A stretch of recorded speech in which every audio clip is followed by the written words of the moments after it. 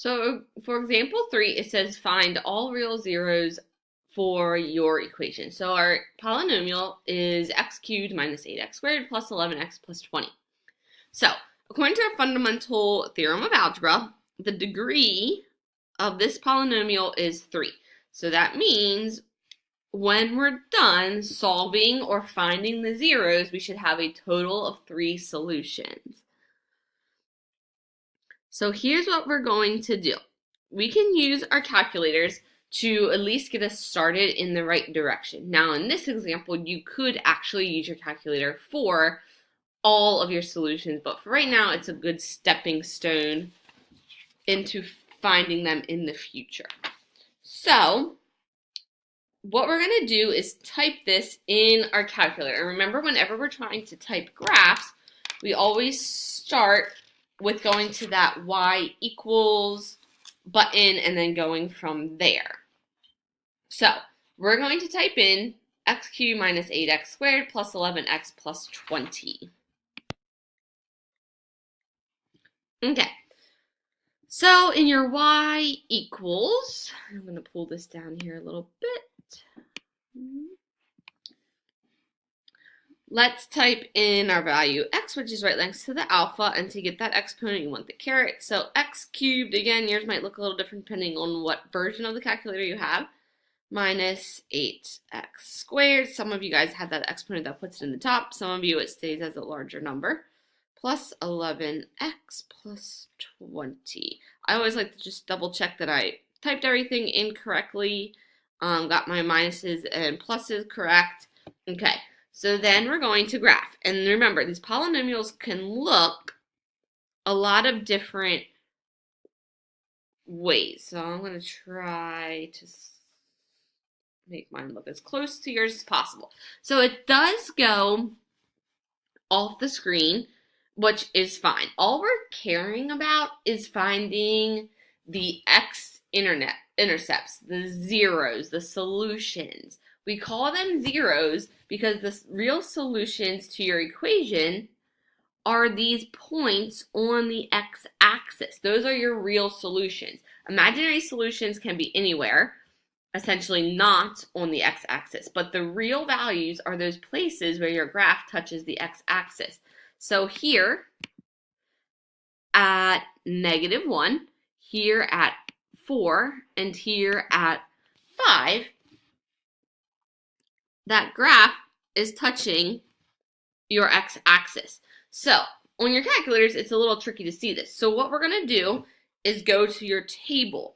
So if it's hitting the x-axis, that means those point values are -1, 0, 4, 0, and 5, 0. So you can also, by checking your table, if you guys pull up those values or scroll through those values at -1,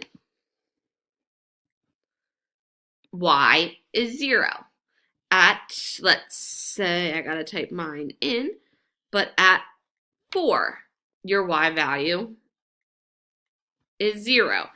At 5,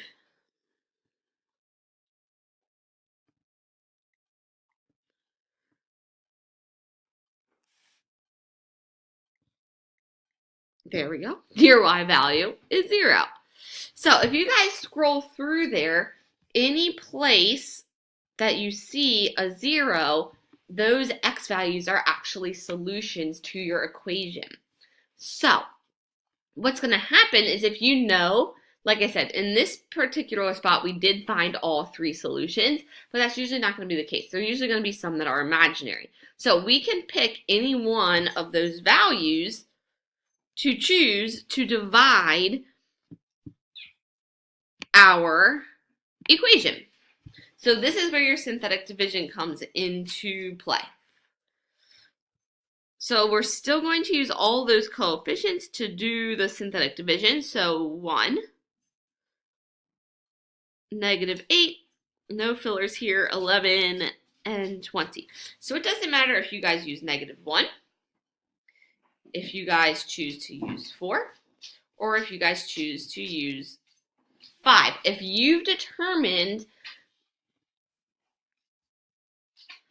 that this value is a solution, we should end up with no remainder. Our remainder should be 0. So let's just choose 5. So we'll bring down that first value. 1 times 5 is 5, plus negative 8 is negative 3 times negative 3. Negative 15 add, get negative 4. 4 times negative 5. Okay, and then 20 minus 20 is 0. So if you would have used negative 1 or 4, you still should have gotten 0. You'll just have different number values here.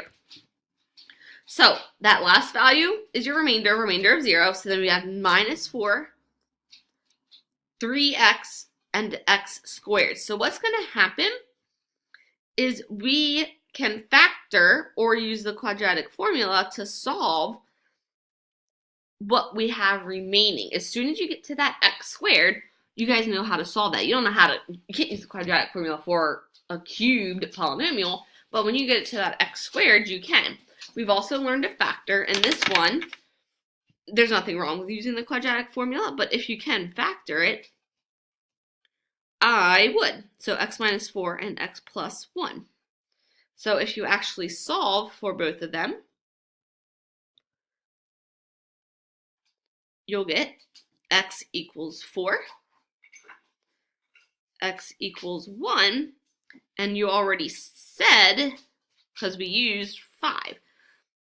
So those are your 3 solutions to this polynomial. So if you guys would have chose, and this is negative 1.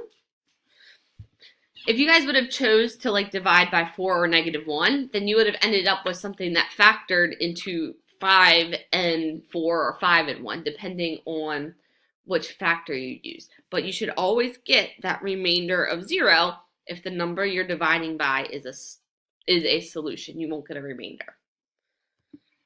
So let's look at one where you can't just pull them right from the table.